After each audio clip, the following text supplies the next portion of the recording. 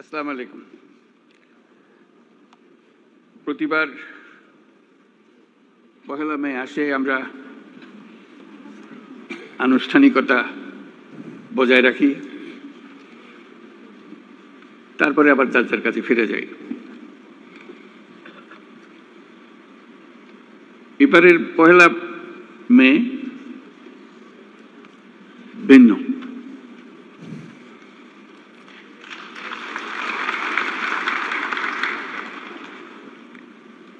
সেটা তো অভ্যুত্থানের মাধ্যমে যে সুযোগ আমাদের সৃষ্টি হয়েছে,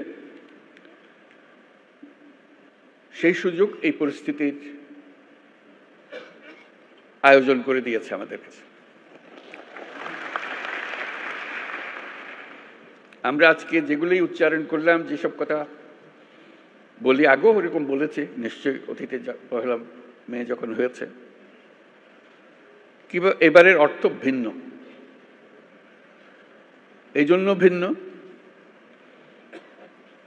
আমরা এই প্রতিশ্রুতি নিয়ে সরকার যাত্রা শুরু করেছে, যেটা ছাত্র, শ্রমিক এবং জনগণের অভ্যুত্থানের মাধ্যমে যেটা আকাঙ্ক্ষা সৃষ্টি হয়েছে, নতুন বাংলাদেশ গড়া। এই নতুন বাংলাদেশ হবে না যদি শ্রমিকদের অবস্থা পুরনো বাংলাদেশের মধ্যে থেকে যায়।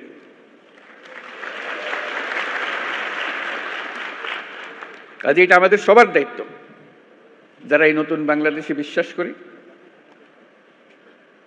যারা এই নতুন বাংলাদেশ গড়ার জন্য প্রাণ দিয়েছে, যারা নতুন বাংলাদেশ গড়ার জন্য আহত হয়ে জীবনের সংগ্রামে রত আছে, আর যারা তাদের প্রতি সমর্থন দিয়েছে। এটা আমাদের দায়িত্ব এবং একই সঙ্গে এটা আমাদের মস্ত বড় সুযোগ। এরকম আকাঙ্ক্ষা আগে কোনোদিন একযোগে এত কঠোরভাবে সৃষ্টি হয়নি, আজকে যেভাবে সৃষ্টি হয়েছে।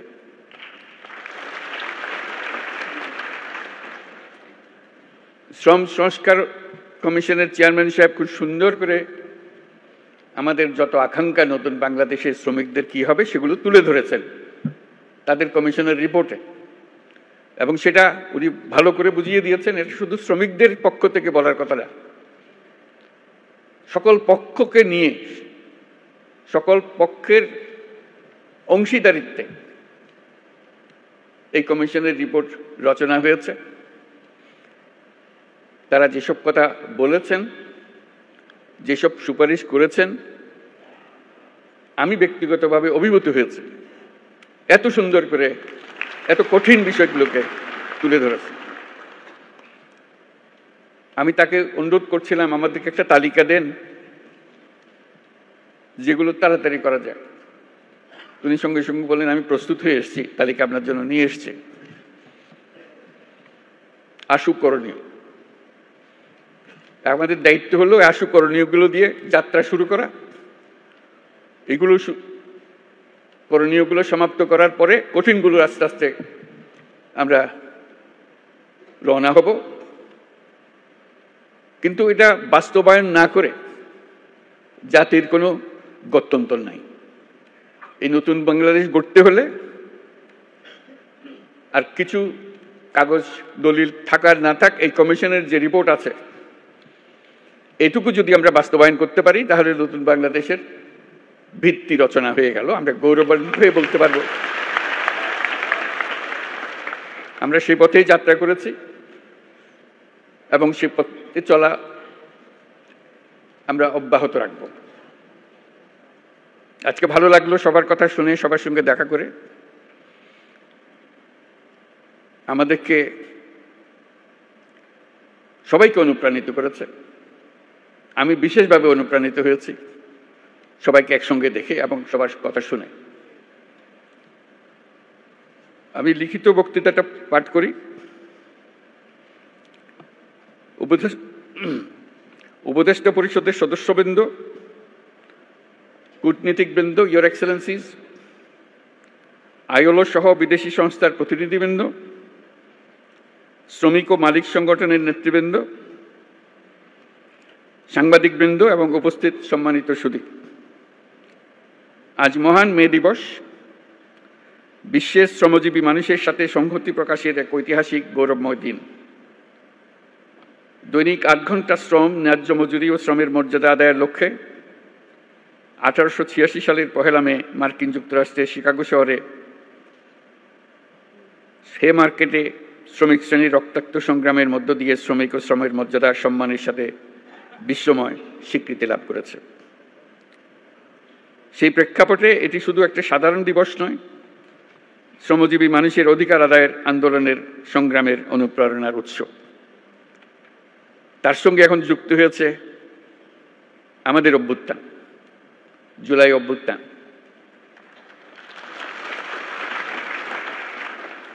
এই জুলাই অভ্যুত্থানের কনটেক্সটে 1 মে আবার নতুন বার্তা নিয়ে আমাদের কাছে আসলো।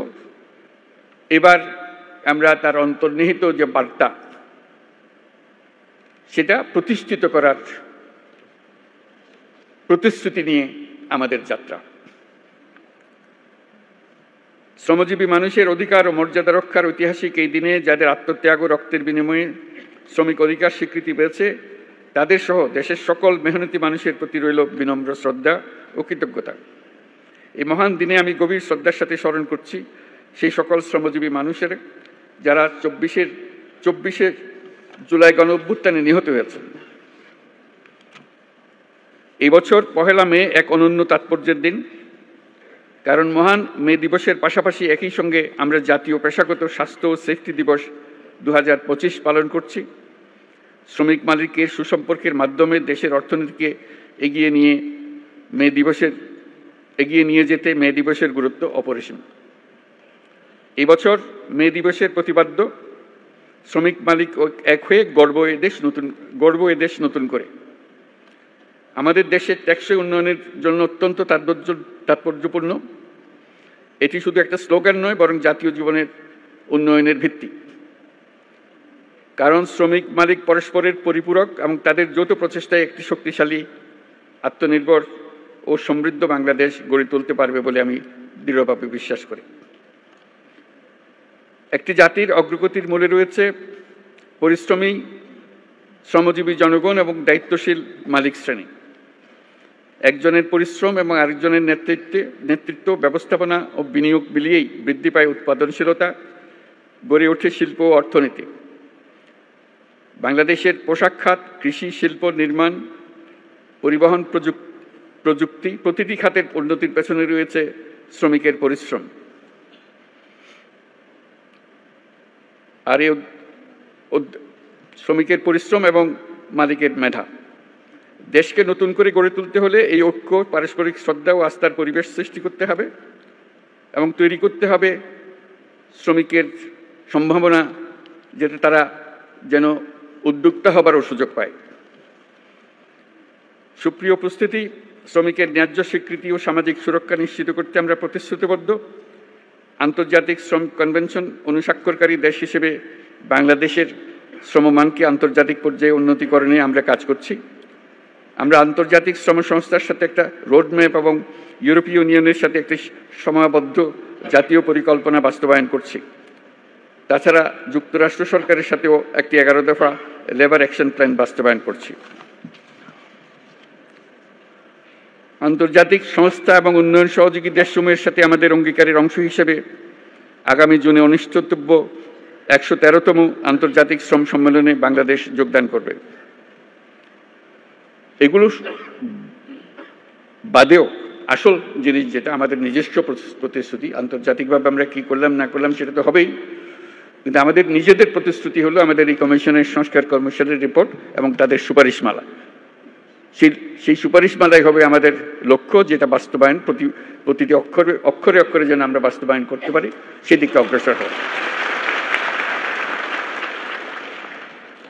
নিরাপদ ও স্বাস্থ্যকর কর্মপরিবেশ নিশ্চিত করা শুধু শ্রমিকের অধিকারই নয়, এটি শিল্প অর্থনীতির উন্নয়নের অন্যতম শর্ত। শ্রমিকের জীবনমানের উন্নয়ন হলে তা পুরো শিল্প খাত এবং দেশের অর্থনীতিতে প্রতিফলিত হয়। সে লক্ষ্যে বর্তমান অন্তর্বর্তী সরকার ইতিমধ্যে শ্রমিকদের কল্যাণ ও নিরাপত্তা নিশ্চিত করতে বাংলাদেশ শ্রম আইন 2006 সংশোধন সহ বিভিন্ন পদক্ষেপ গ্রহণ করেছে। শিল্প বিরোধ এবং শ্রমিকদের অভিযোগ দ্রুত নিষ্পত্তির জন্য শ্রম আদালত কার্যক্রম আরও গতিশীল করা হয়েছে। সাম্প্রতিক সময়ে শ্রম আপিল ট্রাইব্যুনাল ও শ্রম আদালতসমূহ উল্লেখযোগ্য হারে মামলা নিষ্পত্তিতে সক্ষম হয়েছে। শ্রম আদালতসমূহকে আরও কার্যকরণের পাশাপাশি আমরা বিকল্প বিরোধ নিষ্পত্তি ব্যবস্থা অধিকতর শক্তিশালী করার উদ্যোগ নিয়েছি।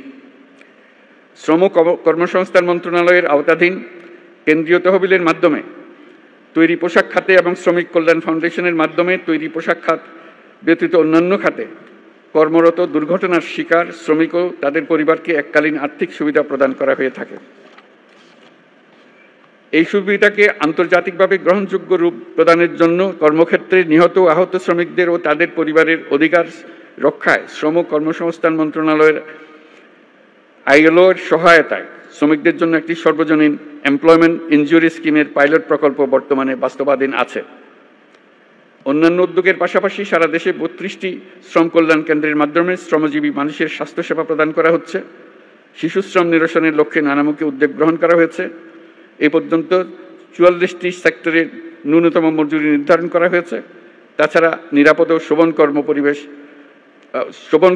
পরিবেশ বান্ধব প্রযুক্তি এবং দক্ষ জনশক্তি ব্যবহারের মাধ্যমে টেকসই উন্নয়নে অবদানের জন্য প্রতি বছর গ্রিন ফ্যাক্টরি অ্যাওয়ার্ড দেওয়া হচ্ছে। শ্রমিক মালিকদের সাথে দফায় দফায় আলোচনার মাধ্যমে শ্রম সন্তোষ বহুলাংশ কমিয়ে আনা সম্ভব হয়েছে। শ্রমিকের অধিকার রক্ষার পাশাপাশি শিল্পকেও বাঁচিয়ে রাখতে হবে। তাই যে সকল কারখানা ও প্রতিষ্ঠান বকেয়া বেতন থাকায় শ্রম অসন্তোষ তৈরির উপক্রম হয়েছিল, সেখানে আলোচনার মাধ্যমে যৌক্তিক পর্যায়ে বকেয়া পরিশোধের মাধ্যমে শিল্প কর্মপরিবেশ সচল রাখা হয়েছে। একটি দেশ কেবলমাত্র সমৃদ্ধ হয় যখন তার শ্রমিকেরা নিরাপদ ও সুষ্ঠু পরিবেশে কাজ করতে পারে, মালিকরা তাদের শ্রমের যথাযথ মূল্যায়ন করতে পারে।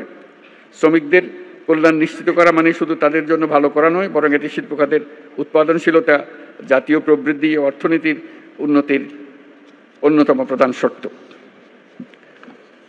এই দেশকে নতুন করে গড়ে তুলতে হলে ঐক্য, পারস্পরিক শ্রদ্ধা এবং আস্থার পরিবেশ সৃষ্টি করতে হবে। দেশকে নতুন করে গড়ে তোলার প্রত্যয়ে উজ্জীবিত হয়ে শ্রমিকের অধিকার রক্ষা, নিরাপদ কর্মপরিবেশ নিশ্চিত করা এবং শ্রমিক মালিক সুসম্পর্ক স্থাপনে সকলকে একযোগে কাজ করার আহ্বান জানাচ্ছি।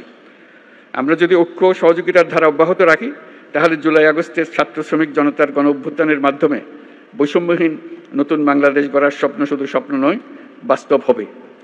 বাংলাদেশ অত্যন্ত শ্রমঘন দেশ বিদায় শ্রমিকের অধিকারকে সর্বোচ্চ গুরুত্ব দিয়ে কাজ করতে হবে। আমাদের অনেক দূর পথ পাড়ি দিতে হবে। বিভিন্ন প্রশিক্ষণ ও কর্মসূচি গ্রহণের মাধ্যমে অদক্ষ শ্রমিকদের দক্ষ শ্রমিকে রূপান্তরিত করতে হবে। এই জন্য শ্রমিক সংগঠন, ব্যবসায়ী, বিনিয়োগকারী, সুশীল সমাজ, গণমাধ্যম, উন্নয়ন সহযোগী সবাইকে ঐক্যবদ্ধভাবে শ্রমিকের স্বার্থ রক্ষা ও ন্যায্য অধিকার প্রতিষ্ঠায় কাজ করতে হবে। পরিশেষে মহান বে দিবস এবং জাতীয় পেশাগত স্বাস্থ্য ও সেফটি দিবস অনুষ্ঠানে উপস্থিত সকলকে ধন্যবাদ জানিয়ে আমার বক্তব্য শেষ করছি এবং আমরা নতুন বাংলাদেশ